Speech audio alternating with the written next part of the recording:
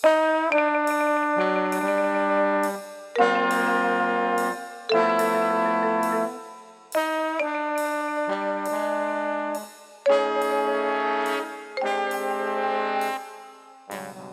asks in 2 Corinthians 11:23, and then it continues in verse 26, are they ministers of Christ? I speak as a fool, he says. I am more. Now let me pause there and just sort of bring you along to where my thinking is going.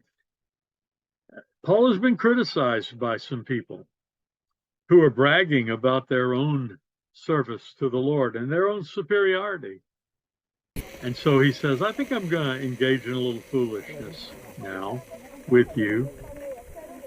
Let's talk about what it means to be a servant, a minister of Christ. And then he starts, I am more so.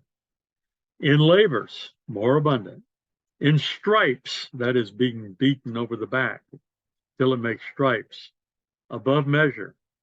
In prisons, more frequent. In deaths, often.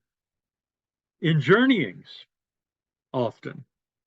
In perils of waters, in perils of robbers, in perils by my own countrymen, in perils by heathen, in perils in the city, in perils in the wilderness, in perils in the sea, in perils among false brethren. What has Paul just described? Dangers, toils, and snares. Like Newton said, through many dangers, toils, and snares, I have already come. 'Tis grace has brought me safe thus far, and grace will lead me home. That's what it means to be a servant of Christ, Paul says. He had known them all, and it wasn't even the end of his journey. Not when he reported these things.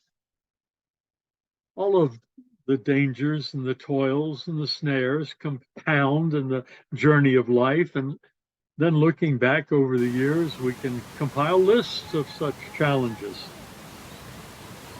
They can all be and all have been obstacles to progress in our faith, but it is the dangers that throw most folks off course. Why are dangers so dangerous to our growth? I think it's because we've been programmed to resist risk and conditioned to seek safety in false assurances and straw houses built on shifting sand. Christianity is a dangerous calling. Our certainties have to do with ultimate concerns. Temporal circumstances, well, they may be as volatile as the weather and as ferocious as wild animals. We come through dangers because we're willing to face them with faith. Pity the man or woman who shies away from every God-given calling and challenge because it might not be temporarily safe. Sad is the Christian who confesses faith but lives in fear. Pathetic is the disciple who practices pain avoidance as a creed for life. Tragic is the believer who never crosses into the adventure of radical discipleship because it takes him or her out of some flimsy comfort zone. Read Paul's list and realize that he had a large part of the journey left ahead of him, not to mention a martyr's death that would await him in Rome. But it was through these that he had come, and he was still safe in Christ. What's dangerous for you today? What are your crippling fears? Perhaps they're nothing more than the fear of rejection or embarrassment. Perhaps there's something else more. But give your fears to the Lord today, and then don't miss the adventure.